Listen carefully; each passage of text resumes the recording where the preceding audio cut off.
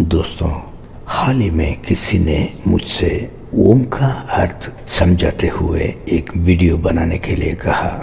दरअसल ओम एक ऐसी चीज है जिसका अर्थ अगर आप जान लेंगे तो ये आपको स्वर्ग नहीं ले जाएगा। उसी तरह इसे ना जाने पर आप नरक में भी नहीं जलेंगे।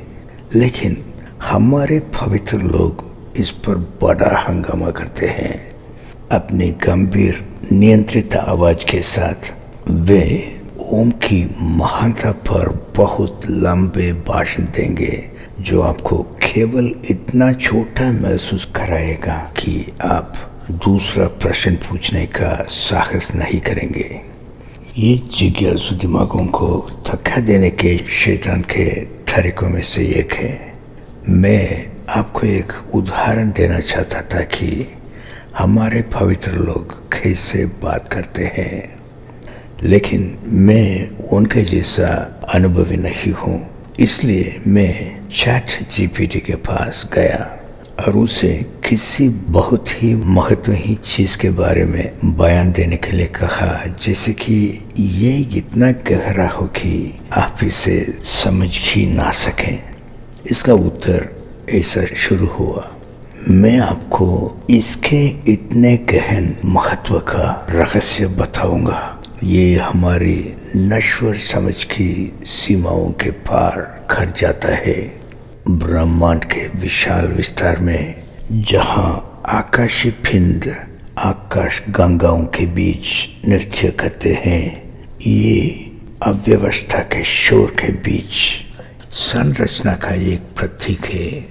हो तुम जमा ही ले रहे हो बेबी, क्या तुम उब गए हो? मैं तुम्हें दोष नहीं देता। मैं तो सिर्फ कह रहा था कि इस तरह ही हमारे साथ हमें उल्लू बनाते हैं। अब वास्तव में ओम क्या है जिसे उन्होंने इतना ऊंचा स्थान दिया है? ये ओम और कुछ नहीं बल्कि किसी बात के लिए हाँ कहना है। दोस्तों, ओम नमो नारायण सबसे पुराना ओम है, क्योंकि नारायण हमारे निर्माता यहोवा है। हमारे राजा भरत अक्षर नारायण की स्तुति करते थे, इसलिए उन्होंने नारद के रूप में उसका विदूषक बनकर उसे छुपा दिया। अब शांति ओम भी ऐसा ही है, क्योंकि शांति शांति है जो चाइनीज भाषा में उसी निर्माता परमेश्वर को दर्शाती है। फिर ओम नमः शिवाय, शक्ति ओम और पूर्वजों और रसातल की आत्माओं के लिए हाँ कहने वाली कहावतें आई। योग के पीछे भ्रामक आत्माएं भी ओम टेक्निक का उपयोग करती हैं। वे आपसे अपना दिमाग खाली रखने और बिना किसी का नाम लिए ओम कहने के लिए कहेंगे, ताकि कोई भी आत्मा आपके शरीर में प्रवेश कर सके और आपको आध्यात्मिक अनुभव दे सके। हालांकि बदले में उन्हें आपके शरीर के साथ खेलने की आजादी मिल जाती है। अब ओम को AUM आम लिखा जाता है। मेरी भाषा में हम हाँ कहने के लिए 2 बार आम कहते हैं, जो आम हो जाता है। पश्चिमी देशों में भी लोग आहा कहते हैं, जो 2 बार ओम कहने का ही एक रूप है। हालांकि श्रीलंका देश में प्राचीन तमिल लोग आज भी किसी भी चीज को हाँ कहने के लिए केवल ओम ही कहते हैं। तो ओम का अर्थ बस किसी चीज के लिए हाँ कहना है।